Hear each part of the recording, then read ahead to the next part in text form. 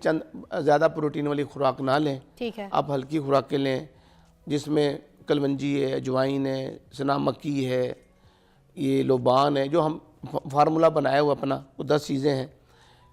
और हम कहते हैं ज़्यादा हैवी खुराक की तरफ ना जाए ताकि ज़्यादा प्रोटीन ना जाए बॉडी के अंदर और आपका यूरिया क्रिएटिन ना बढ़े ज़्यादा रोज़ाना। ये रोज़ बढ़ता है यूरिया क्रिएटिन, 40 यूरिया मेरे भी बनता है, आपके भी बनता है। मेरा और आपका खारिज हो रहा है, जो गुर्दे वाले पेशेंट उनका खारिज नहीं होता। इस तरह क्रिएटिनिन बनता है, यूरिक एसिड बनता है, कोलेस्ट्रॉल है हमारे, वो बॉडी के अंदर अल्कलाइन जाना चाहिए और एसिड को हमने कम करना है। वो खैर मैंने गज़ाई चार्ट बनाया है और इसी तरह को हर्ब्स बनाई हैं। जब आ रहा है पेराटोनिन डायलिसिस, पानी से जो डायलिसिस होता है, मैं समझता हूँ ज़रूरत है और जहाँ करवाना है नहीं। पानी से किस तरह की डायलिसिस, मुझे ये समझ नहीं आई, देखने वालों को तो बताएं क्योंकि आप तो अमेरिका और यूके में देखा है, हमें भी पता चले। देखें, कोई डायलिसिस हमारे पाकिस्तान के अंदर हो रहे हैं होमो डायलिसिस ना, हाँ, ब्लड साफ़ किया जाता है मशीनों के ज़रिए, ठीक है, ऐसे ही है। हाँ, एक ये महंगा है भी है, तकलीफ दे भी है, लेकिन अभी जो लेटेस्ट रिसर्च आ रही हैं कि आप घर के अंदर ही अपने आप डायलिसिस कर सकते हैं। मतलब क्या टीवी देख रहे हैं साथ साथ डायलिसिस हो रहा है, हाँ, काम कर रहे हैं साथ साथ डायलिसिस हो रहा है, लैपटॉप पे बैठे हैं डायलिसिस हो रहा है, ऑफिस में बैठे हैं डायलिसिस हो रहा है। What is this is all like, it's a कोई मशीन बॉडी के साथ ही लग जाती है। अच्छा, और ये इसके अंदर भी मुख्तलिफ डायलिसिस हैं। इसके अंदर आप घर के अंदर मशीन भी रख सकते हैं, जैसे बाहर यूके में लोगों ने रखी हुई है घरों के अंदर। अच्छा, डायलिसिस लेकिन वो अवेयरनेस देते हैं पहले असल में लोगों को, वीडियो पे दिखाते हैं, टीवी पे, कि आपने कौन सा डायलिसिस करवाना है। आप डायलिसिस की तरफ जा रहे हो, आप डायलिसिस की तरफ जा रहे हो, आपने सोचना है कि क्या करना है। बाजू पर फेचूला बनवाना है, आपने गर्दन पे लाइन लगवानी है, आपने परमागैथ लगवाना है, ये चलता है टांग पे लगता है, ये 20-21 दिन चलता है। तो इसका टाइम किस्म के हैं टोटल, एक आपने का टांग पे लगता है और ये 20-21 दिन 22 दिन का टाइम होता है टांग वाला। ये वाला टाइम होता है 35 से 40 दिन का, ठीक है। और जो परमाकैथ लगता है उसका टाइम होता है 6 माह से 1 साल ये का। कहाँ लगता है ये परमाकैथ? यानी कि ये अगर कहीं ना लग रहा हो, बाजू पे फेचूला ना बन रहा हो, और कोई लाइन ना लग रही हो, बार बार लाइन लग रही होती है, फिर परमाकैथ लगता है। ये 6 माह से साल के लिए लग जाता है। अच्छा, उससे सबसे ज़्यादा बेहतर होता है जो बाजू पे लगता है, फेचूला बनवा लेना चाहिए। जो मैं आज बड़ी अहम बात बताना चाहूँगा नाज़रीन को, अक्सर लोग हम फेचूला नहीं बनाते, एवी फेचूला इसको बोलते हैं। ना बनाने से ये नुकसान होता है कि वो लोग बेचारे सारी ज़िंदगी इधर लाइन डाल, इधर लाइन डाल, इधर लाइन डाल, इधर लाइन डाल, परमाकैथ लगा, तो ये 15 से 20 सालों के लिए बन जाता है। ये वाला 10-15 सालों के लिए बन जाता है। अच्छा, बनवा लेना चाहिए, ठीक है। लेकिन अगर हम चाहते हैं कि ये सारी परेशानियों से बचे रहें, तो जो आपने थीम मैं समझता हूँ बड़ा अच्छा लगा, जो आपने नेचर की तरफ आने के लिए कहा है लोगों को। मैंने देखा अपने इस तजर्बा में, इस काम के अंदर, जब से मैं ये काम कर रहा हूँ, कि जो लोग नेचर के करीब हैं वो इन परेशानियों से बचे हुए हैं, वो डायलिसिस से बचे हुए हैं, वो और बेशुमार अमराज से बचे हुए हैं। रियली। अच्छा, मैं तो, और ये हकीकत भी है। जो भी आपने घास पे बात की है, बेसिकली आजकल जो घास है, हमारे पाँव के अंदर भी कुछ पॉइंट्स अल्लाह ने रखे हैं, हमारे हाथों में पॉइंट रखे हैं अल्लाह ताला ने। यही मैं इस बात पे मैंने इस पे डिटेल में बात क्यों नहीं की, क्योंकि मुझे इसकी रिसर्च का इतना नहीं पता, मगर मैंने ये सुना था। मैं भी इस पे ज़्यादा बात नहीं करूँगा, मैं किडनी में ज़्यादा बात करूँगा। डॉक्टर बहुत पुराना जो है, ये जो हर्बल ट्रीटमेंट्स करते हैं वो लोग तो कब से कहते हैं कि घास पे चलो, घास पे चलो कहते हैं। हर्बल हो या कोई भी डॉक्टर हो, लेकिन घास पे चलना चाहिए, बहुत अच्छा है, इसका फ़ायदा है। और मैंने देखा है कि लोगों की बिनाई भी ठीक होती है। हाँ, नहीं, अगर आप घास को देखने से बड़े फायदे हैं। हाँ, सब्जे को देखने से उससे भी आंख बड़ी बेहतर होती है, धुंधलापन खत्म होता है। ये लोगों को समझ नहीं शायद। मैं अक्सर लोगों से, पेशेंट से कहता हूँ, यार आप एक दिन रखें, पार्क में जाएं, वहाँ बैठे हैं, जैसे सीजन है आजकल किन्नू का, अमरूद का, मौसमी का, वहाँ लेके जाएं, आप घास में बैठे दरख्तों को देखें, वहाँ बैठ के खाएं, धूप की रोशनी से इलाज करें, सूरज की रोशनी से भी इलाज होते हैं, वहाँ बैठे विटामिन लें और फील करें कि मेरे बॉडी के अंदर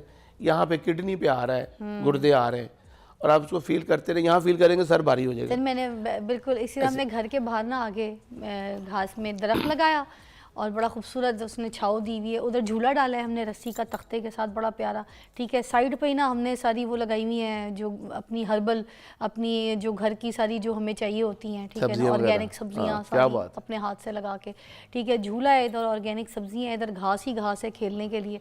तो हम तो उधर छाव में बैठ के, तो उधर हमने परिंदों को दाने भी डालने होते हैं। ऐसे ऐसे परिंदे आते हैं, ऐसी ऐसी तितलियाँ, ऐसे कबूतर, ऐसी चिड़िया है, मैं आपको बता नहीं सकती। प्याला भी रखा हुआ है उसके साथ, दरख्त के साथ भी पानी वाला बांधा बांधा हुआ है, दाने भी रखे हुए हैं, इतना मज़ा आता है वहाँ, मैं आपको बता नहीं सकती। मैंने देखे कि जो लोग भी परिंदों को दाना डालते हैं, कुछ रोटी के छोटे से टुकड़े काट के डालते हैं, हर एक के घर में रोटी बचती है, वो तोड़ बचती के है, बड़े कम 5 या 10% लोग होंगे, लेकिन हमें ये करना चाहिए। क्या इसका अजर मिलता है, अरे वाह, पता नहीं क्या दुआएं मिलती हैं।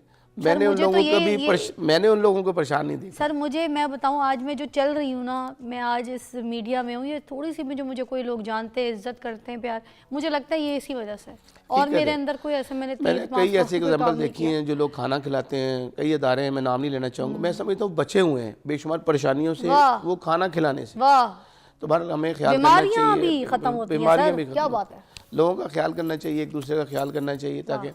और जो आपने बात की थी कि हम कैसे बस, क्या अलामत क्या हैं गुर्दे ख़राब होने की, तो ये बड़ी अजीब अलामत हैं। अच्छा, जब गुर्दे किसी के भी ख़त्म होते हैं, अल्लाह ना करे कोई भी हो, तो उसमें अजीब सी अलामतें। पहली अलामत तो ये है कि उसके कभी भी गुर्दों में दर्द नहीं होती हैं, ये कैसे? ये ख़तरनाक बात है, फिर तो पता ही नहीं चलेगा, पता ही नहीं चलता। यानी कि 99% पाकिस्तान के अंदर लोगों को पता नहीं चल रहा, 99%। अभी एक रिसर्च हुई है बल्कि पाकिस्तान के अंदर के 90% लोगों को पता चलता ही नहीं जब उनके गुर्दे ख़त्म होते हैं। उसकी वजह क्या है कि हमें पता ही नहीं चलता कि अलामतें कौन सी हैं। गुर्दे ख़राब होने की अलामतें बड़ी अजीब सी, मतलब अलामतें क्या हैं, 10 अलामतें हैं।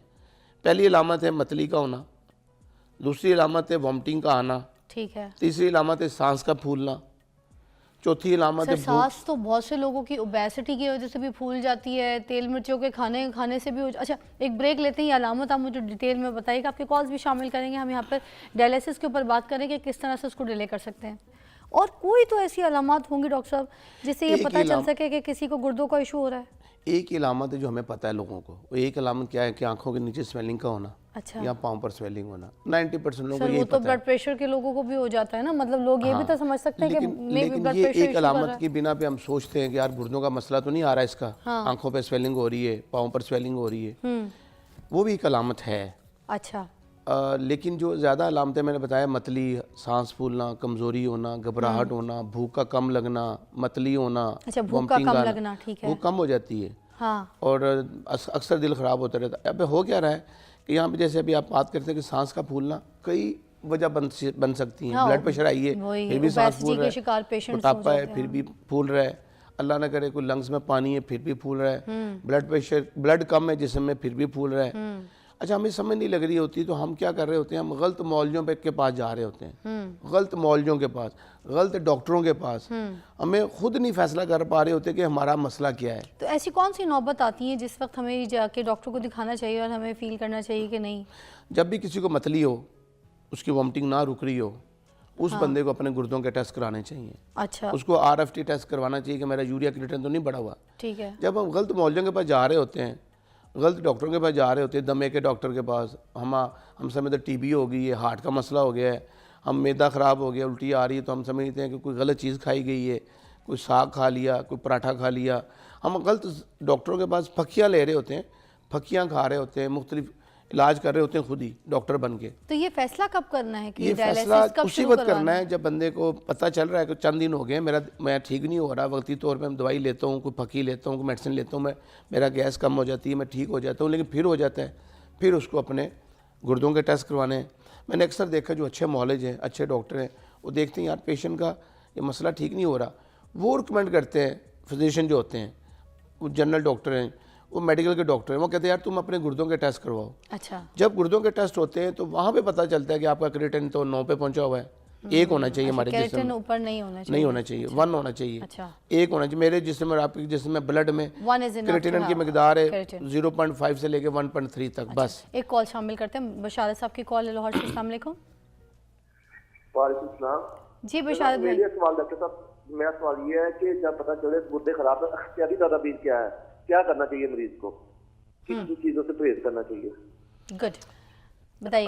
बड़ा अहम सवाल है जी ये। जब भी पता चल जाए किसी को कि उसको गुर्दों का मसला आ रहा है, सबसे पहले वो गोश्त को बंद करे, प्रोटीन को बंद करे, कोई भी प्रोटीन ज़्यादा ना ले। क्रिएटिनिन बढ़ेगा?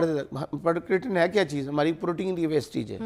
जो हम ज़्यादा प्रोटीन लेंगे, ज़्यादा ऐसी चीज़ें खाएंगे, केला है, गोश्त है, दालें हैं, हम उनका ख्याल कर लें। और ऐसी सब्जियां हैं जो गैसेस बनाती हैं, बैंगन है, तो भिंडी, चिकन भी मना होगा? चिकन भी चिकन तो खैर वो सबसे ही हम इस पर इतनी अच्छी चीज़ नहीं है, हम इसको इतना अच्छा नहीं समझते, ब्रायलर है या कोई भी, तो वो खैर बंद इसमें ही है।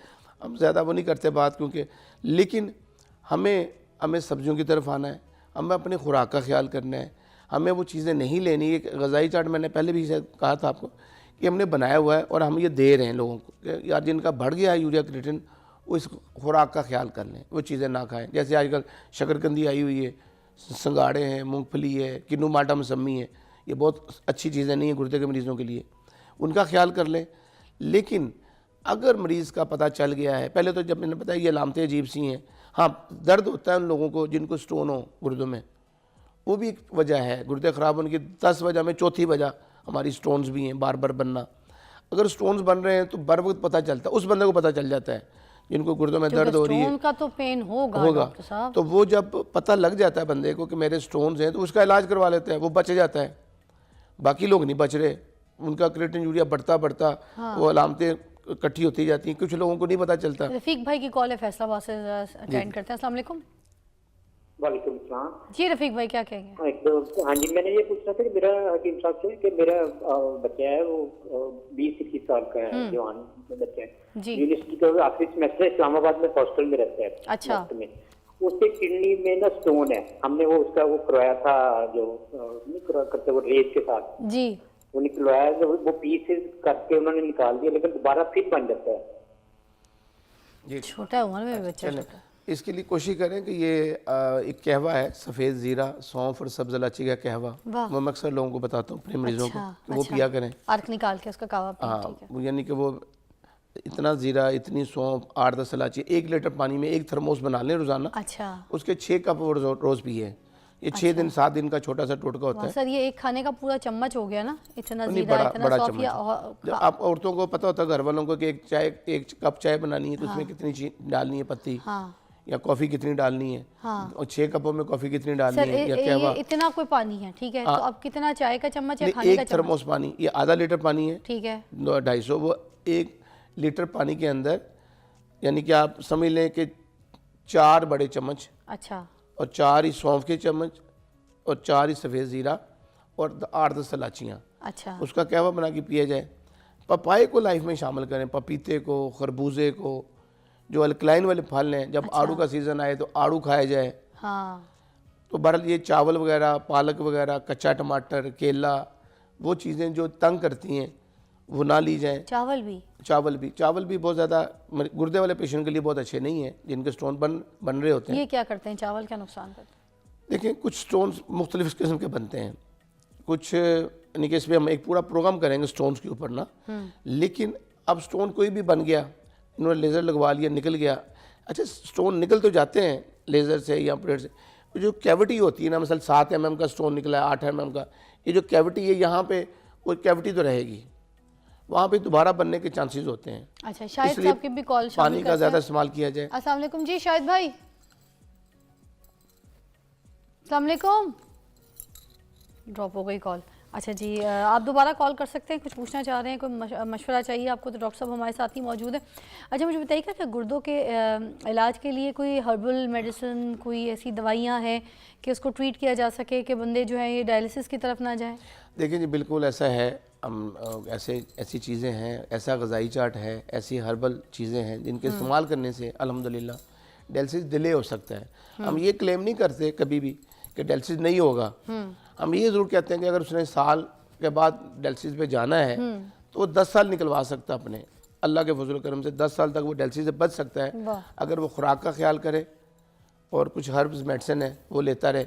अच्छा, तो वो बच सकता है 10 साल, 15 साल, 20 साल। मैं यही जो वहाँ पे 50 लोगों का डेटा देकर आया हूँ हार्वर्ड में, तो वो वही लोग हैं जो मेरे पास आ रहे हैं। कोई 2003 से आ रहा है, कोई 2005 से आ रहा है, कोई 2008 से आ रहा है, और अभी तक वो लोग डायलिसिस पे नहीं गए। तो बड़ी हैरानकुन बात बता रहा हूँ कि 20 साल हो गए, 21 साल हो गए, तो वो क्या कर रहे हैं, अपना ख्याल कर रहे हैं, खुराक का ख्याल कर रहे हैं। जो नेफ्रॉन्स डैमेज हो चुके हैं उनके, वो हो चुके हैं, अल्कलाइन है। तो बहरहाल हमने तो कुछ चीज़ें बाई माउथ दी हैं, जो ग़िज़ाई चार्ट बनाया है कि आप ये चीज़ें लें। अच्छा, लोग, आखिरी बात में ये बोलना चाहूँगी कि जो लोग हैं वो काफ़ी डरते हैं कि अगर हम गुर्दों का इलाज नहीं कराएंगे, डायलिसिस पे नहीं जाएंगे, तो गुर्दे फेल होने के चांसेस बहुत हैं। और डॉक्टर्स भी, आपको पता है, इस बात से बहुत डराते हैं पेशेंट्स को, कि उनको यही लगता है कि भाई हमारे तो गुर्दे फेल हो जाएंगे, पर हम तो गए काम से। देखिए गुर्दे तो फेल हो रहे हैं ऑलरेडी, पहले ही हो रहे हैं, और वो अपना मगर डायलिसिस पे नहीं गए, then it can take a लेकिन देखिए सीरियस। डायलिसिस पे तो जाना है। जब गुर्दे खत्म होने का मतलब है कि उसने डायलिसिस पे जाना ऐसे ही है है। या ट्रांसप्लांट कराना ऐसे ही है, है। दो ही हल है।